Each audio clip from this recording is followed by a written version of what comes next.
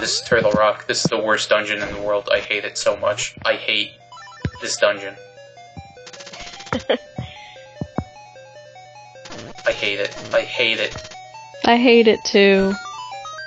Tell us how you really feel. I've actually never played this game before, though. Well, if you played Well, it... I did used to own it, but then I gave it to my friend and now she's playing it. And apparently she's been looking up a bunch of guides online, so she might or might not have watched your LP. No, I doubt it. And if she did... Yeah, I doubt it. If she did, give her my apologies. Okay, that's the, this is the gimmick of the dungeon, which is this thing. It's a mover, and what happens is when you start pushing it, Link becomes immobile, and you move that around with the D-pad. But it's really kind of awkward because you have to start pressing the direction you want it to go, like, right before it turns. And this is also a dungeon where you'll be seeing a lot of mini-bosses that have already been fought. And they're kind of... They really don't hold up because the level 2 sword and red tunic kills them in 2 to 3 hits. Yeah. That wasn't a sun crossfade. looks really mean. That's it's a spark, actually. That thing from Mario. It's the angry sun. And that black hole thing, whatever you want to call it, like portal, I guess, takes you back to the beginning of the dungeon if you fall in it. So it's like a floor master. Sort of, but it doesn't go after you. It just Okay. it sucks you in, but So then it's less terrifying. yeah, it doesn't have to drop on you. And yeah, there's going to be a lot of crossfades in this video because honestly, there's a lot of backtracking back to the same few places.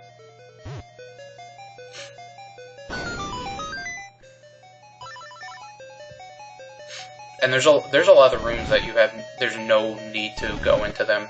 So the only reason they exist is to waste more of your time if you don't know exactly where you're going. That's a good trick Zelda game. There's got also a graham cracker. There's also something that they do to really, really waste your time that I actually fell for later. Falling in the lava like that. No. No. Doing it again. No. There's something about those platforms that really, it just like throws me off. I don't know if they're like, I don't know what it is, but for some reason, they're really hard for me to get onto. I'm just bad, I'm just bad at games in general, but those in particular are pretty rough on me. Happy snakes. They're happy, but they're Ruining the ruthless. day. Yeah. If they didn't try to ruin my day, there'd be no problems, but... I think Link should just put the beak on his face and try to scare the enemies. This is the goofiest fight I've ever seen. Yeah. He's like, no, here, it's like a hot potato or something. You catch it. No, you! The Wonder Ball goes round and round. He lost. And yeah, that's the third of 4 mini boss refights in this dungeon. There's one more later on, which you actually have to fight in a different way than you fought them before. Sort of.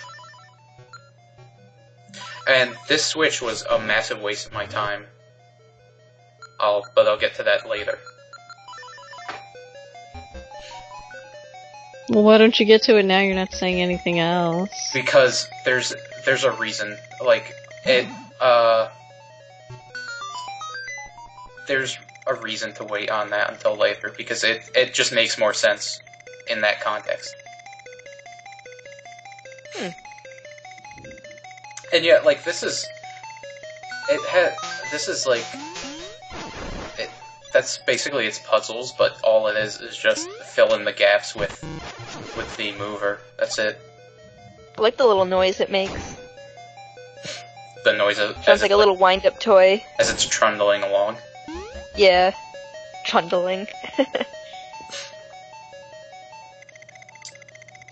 Yeah, you deal with them too much, I think. It's not like an amazing gimmick or anything, so I don't understand why it has to be featured so much, but you deal with them a lot more than you should.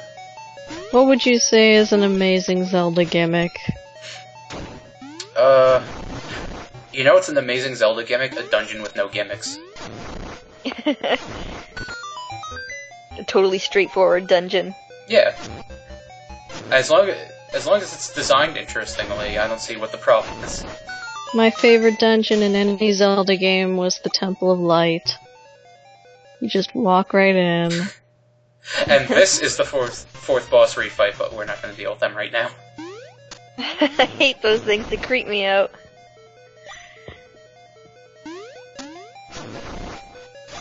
And when we eventually fight them, it's the first time that I actually deal with them without just wasting a bunch of bombs. I mean, I still waste bombs, but not nearly as many as I had before. Oh, and now we're outside. We are outside of the dungeon. We are in uncharted territory.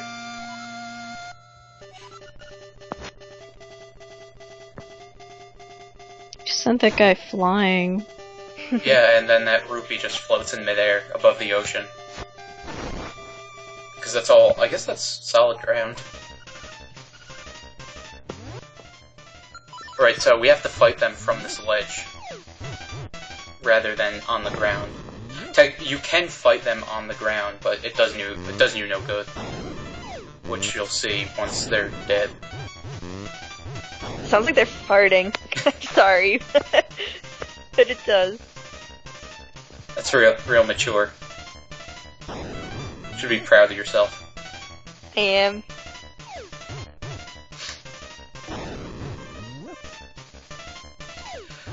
This is where I start to They struggle. really are creepy. This is where I start to struggle and toss my bombs uselessly. One down. The thing is, when you pick up a bomb, it doesn't go off until you throw it. So I don't. That's good. So I just kept wasting bombs for no good reason.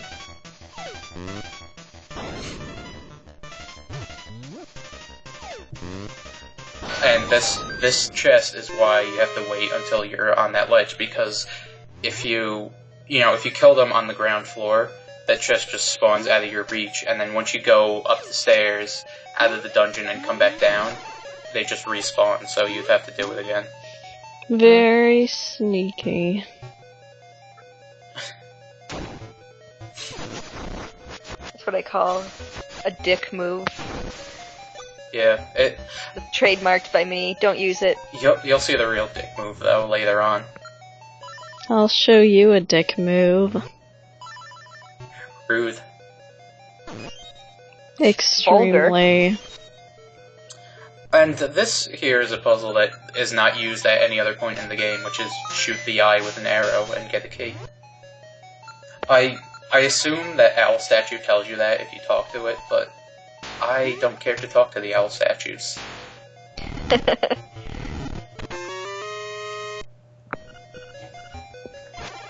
You don't stoop to that level. Yeah.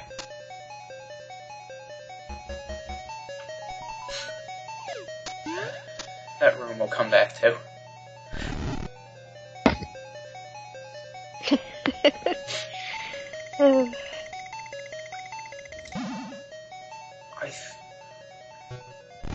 Yeah, this is where we start going to when I finally can explain why that Switch was a massive waste of my time.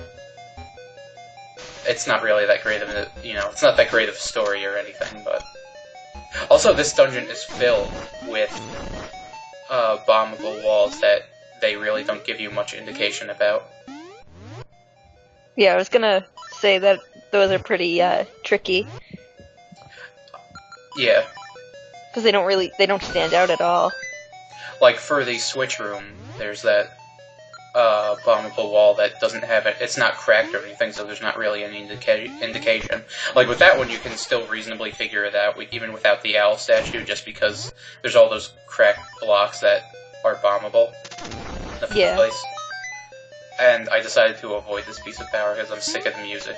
I am just completely, I am completely sick of that stupid music, so I just completely avoided it.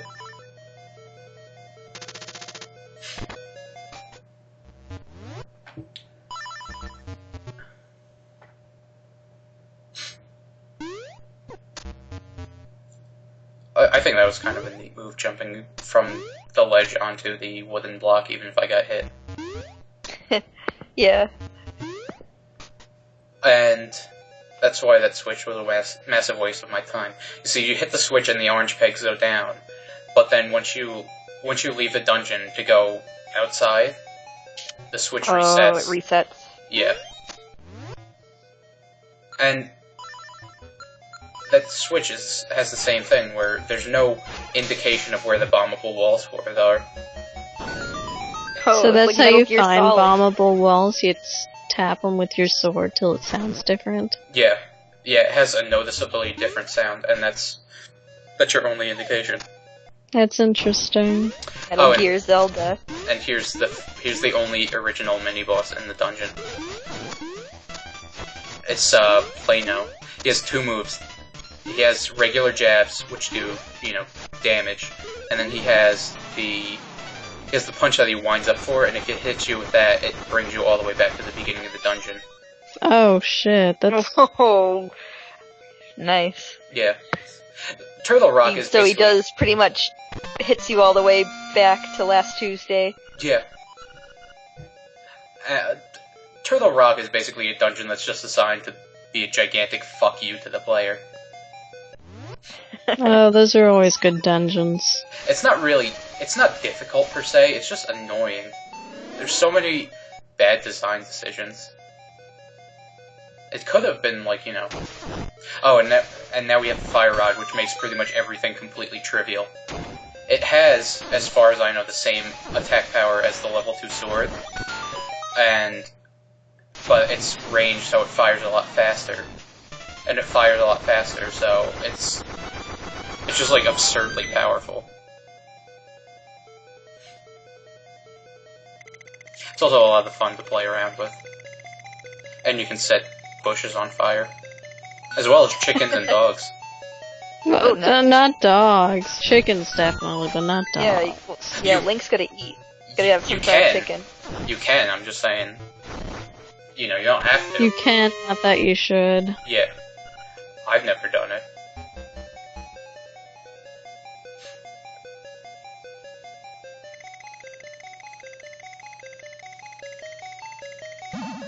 Now, is that supposed to be lava?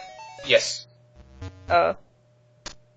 Yeah, the whole thing about Turtle Rock is that there's like these two big extremes, because there's lava, and then there's these ice blocks which can only be melted with the magic rod. And they have eyes too, so it's supposed to, I think they were wanting to make you feel bad that you ruthlessly murder them. Those poor ice cubes.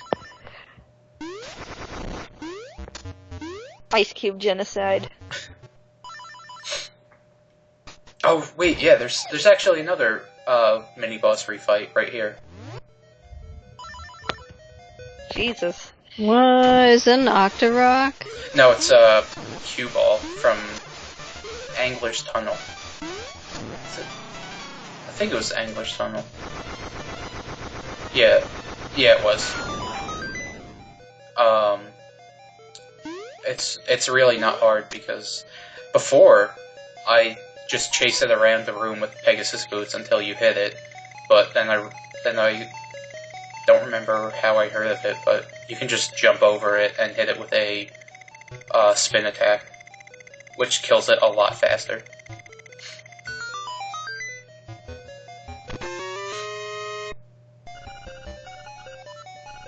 And I think that's the last thing we need before we can just head to the boss of the dungeon.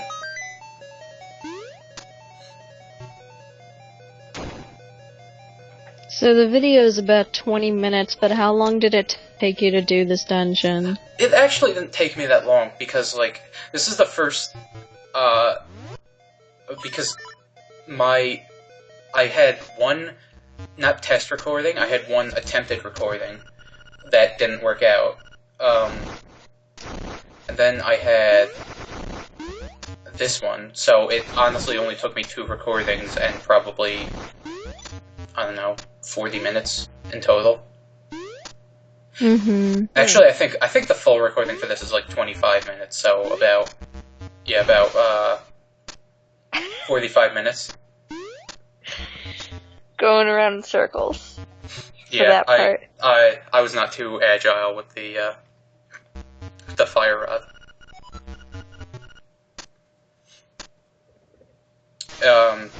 But it's very obvious that I have not fought the boss of this dungeon in a very long time.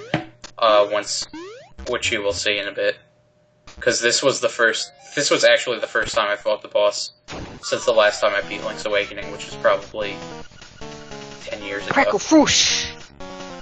Yes. It's metal crackle.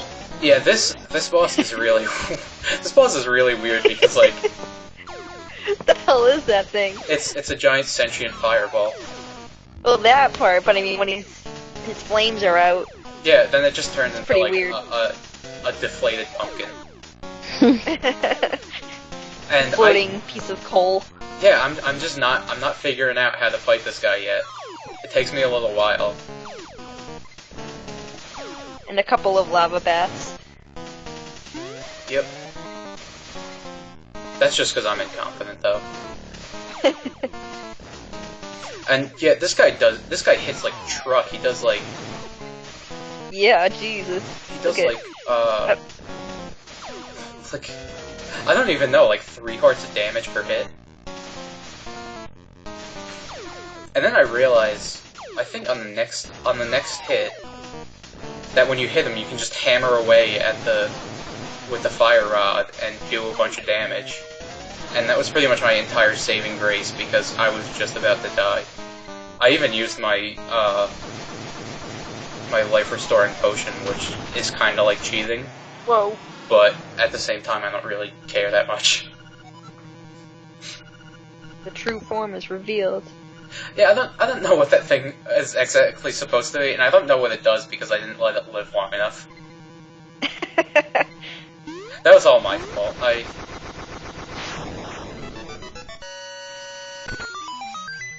And yeah, that's the last real dungeon.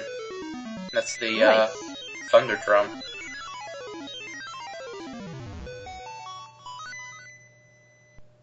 Hit him with another thunder drum. And I guess that's gonna be pretty much the end of the video. I mean, there's a bit left, but see you guys for the next video, the last video. Smash Mouth, eat egg.